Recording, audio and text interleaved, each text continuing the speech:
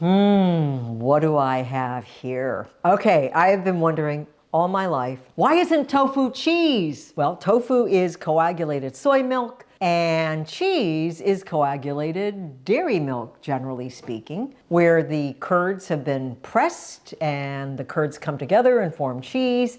And tofu is coagulated soy milk where the curds are pressed and comes together as tofu. But tofu isn't cheese. Well, one of the reasons is because with dairy cheese, not only do you coagulate the proteins, you ferment it with a bacterial culture that lowers the pH and it breaks down the proteins and the fats in a process called proteolysis and lipolysis. Well, with tofu, that doesn't happen. But why not? So I fermented tofu in a way before I press the curds. You know, I have Canadian friends and they say, can you make cheese curds? And I'm like, well, I've never had cheese curds. You know, I went vegan when I was in my 20s and I hadn't gone to Canada at the time, so I'd never had cheese curds. And I've never had poutine, which is a mixture of French fries, cheese curds, and gravy. Now, one of the features of cheese curds that I read, and I have been told, is that they squeak. Could I make cheese curds that sort of squeaked? And I think I sort of got it. So today we're gonna make Canadian style cheese curds and we're gonna make a vegan version of poutine. And I'm gonna have poutine for the very, very first time. All right, I'm starting out with 1 quart of soy milk. Now, I did make this soy milk. So it's very rich, it's great soy milk. You don't have to make it. You can get a soy milk that doesn't have any additives in it. There are only a few brands that make soy milk like that. So try to get one that just has soybeans, water. You want to bring this up to somewhere over 165 degrees. And then we're going to coagulate it with some calcium sulfate, it's also known as gypsum. I'm just going to dissolve it in some water here. And we're going to be adding it to this when it gets a little warmer. You can get calcium sulfate pretty much online. It's what it looks like, food grade gypsum. It's inexpensive. It adds calcium actually to whatever it is you're making, and it has no flavor whatsoever. Okay, I'm going to add the calcium sulfate. It's getting hot. It's beginning to simmer. So we're just going to let it sit like this. We're going to turn the heat off and come back in a little bit, and it will have formed curds. See the curds already forming? Okay, we're going to make the curds and then we're going to bring the temperature down and we are going to ferment the curds. That's the difference between tofu and cheese, is that they're both made in a very similar process of making curds, but cheese is fermented. So we are going to actually ferment this. Okay, we walked away and as you can see, the tofu has coagulated. So we're actually going to put it into this bowl that I just sterilized, and we're going to add a culture to it. All right, so I'm going to be adding a probiotic fermentation blend. It really doesn't matter for this particular cheese. You can get a thermophilic culture, probably just use a probiotic capsule if you want. We just want to lower the pH. You can probably just use a little bit of yogurt as well. And we're going to stir this. And it's okay if we break up the curds a little bit. I probably added about 1/8 of a teaspoon or so to this. So this is made from 1 quart of soy milk. And now we are going to put it in a warm place and let it culture or ferment for maybe 16 to 24 hours to bring the pH down, and then we'll turn it into our cheese curds. So I've taken out the fermented curd mixture. I tested the pH. It's around 4.3, so I got it below 4.6, which is where I wanted it. It's a little tangy. So now we're going to drain the curds for about 5 minutes or so. We're not going to press it. We just want as much water out of there as possible. So it's now dripping very, very slowly. So that's fine. I don't need to press it. Very, very soft curds. I'm going to take these very soft curds and I'm going to put them into my blender and partly onto my cutting board. Now we're taking this whey and we're going to measure 1/2 cup. And the rest of this whey, what am I going to do with it? I can turn it into brine. I can put some salt in it and then I can put cheese into it later to absorb the saltiness and become even more cheese-like. Okay, into this whey, I'm going to add a tablespoon of agar-agar. We're going to whisk that and we're going to take it over to the stove to boil to activate the agar. And if it starts looking too dry, it will dissolve. You can always add a couple more tablespoons of whey. I'm gonna put a lid on this because I don't want it to dry out. When it runs off your whisk like that, it's ready. The agar has been activated. I'm going to put the dissolved agar into my cheese, and we are going to process that together and liquefy the cheese to some degree, break down the curds, make it nice and smooth. So it looks like this. We have to move quickly. Agar sets as it cools. So before it sets, we have to add a couple more ingredients. So we're going to add some salt, about 1.5 teaspoons of salt. We're going to be adding psyllium husk. And I'm adding 1.5 tablespoons about of psyllium husk. And this is psyllium husk powder. It's not the flakes, it's the powder. Very important. And now we're going to turn this on.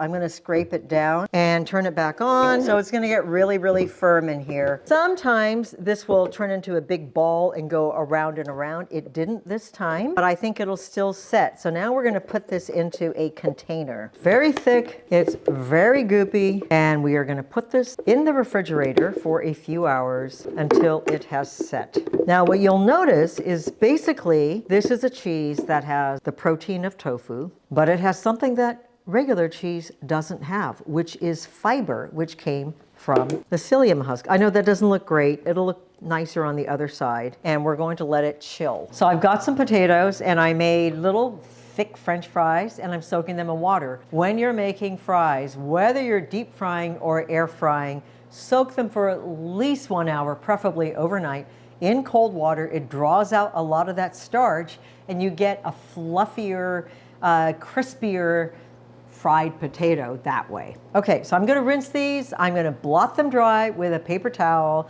I'm tossing these in a little bit of avocado oil, a little bit of salt, and now we're going to air fry them. You could deep fry them as well, but I'm going to air fry today. Okay, so this is the cheese curds that I made the other day. It's kind of stringy, the texture, which is what Annie was saying, is it's sort of like string cheese.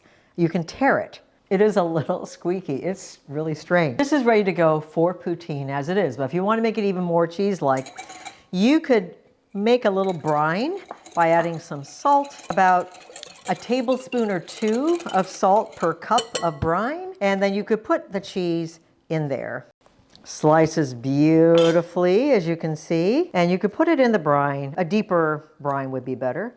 You could just, brine it for 24 hours or so. You'll get a saltier cheese that way. It'll definitely absorb some of that fermented flavor from this way and probably become even cheesier. But right now, we're gonna make poutine. We are gonna make gravy now. Now, I researched what kind of gravy is traditional for poutine, and apparently they use a combination of beef stock and chicken stock. Well, today, I'm going in with my brilliant bouillon. If you have not made your own homemade bouillon base, go watch one of my videos that shows you how to do it. It's so easy and it's so savory and delicious. It's based on mushrooms, so we're taking a slight departure from the traditional poutine gravy, but I guarantee you it's going to be delicious. So I'm going to be starting out with a little bit of butter. You don't have to use butter. You could use olive oil, avocado oil. You could use a combination. I do have some butter that a company called Frankie and Joe sent me that they made a vegan butter. So I'm going to use their butter instead for the poutine. And we'll let it melt. And this is also made with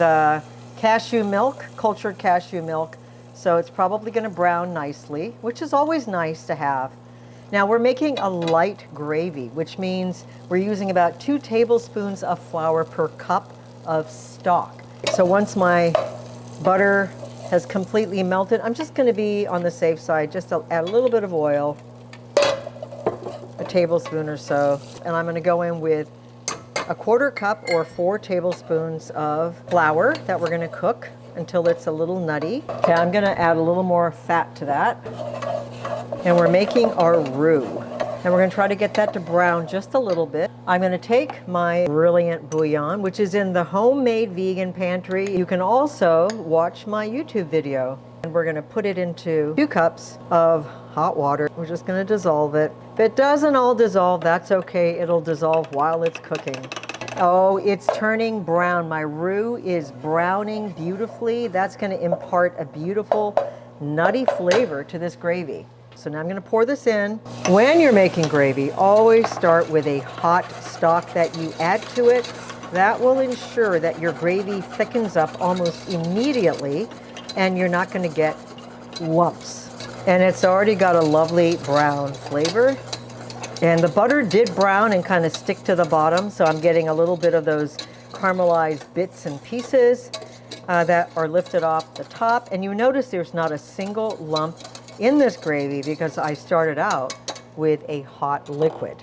Now, just to make this a little more robust, I'm gonna add a tablespoon or so of soy sauce, and I'm gonna add just a splash of red wine. And I think this is exactly the consistency that I want. I don't want it to be extra thick, you know, like the American style gravies that are really, really thick. I want it nice and light so that it coats every French fry and piece of cheese. Okay, I think it's ready. I'm gonna turn this off. Oh, that's delicious. That is really delicious. Yum, I could just drink that like soup. All right, let's check on these. They look pretty good, huh? My air fried potatoes. Well, let's put the poutine together. All right, I'm gonna start with my hot fries. They go into my bowl. Apparently cheese curds form as curds, not into one block, and so they're never cut. This, of course, doesn't quite work that way. So we are kind of tearing the curds. And the idea is that the cheese curds soften under the hot gravy with the fries, but they never completely melt. Hey Canadians, if you're watching this show, let me know if this resembles poutine at all. Do I add more gravy? Did I add not enough? Just put a little bit more on because gravy is just good.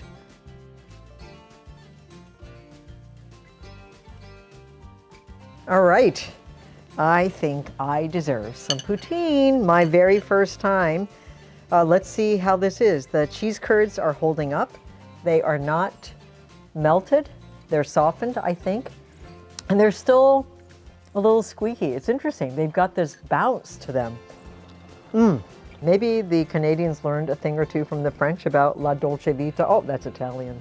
Well, here's to our Canadian neighbors up north. May you stay sane, independent, and thrive always. Here's to the joie de vivre of life, to poutine, and to friendships across borders. I think that's a winner.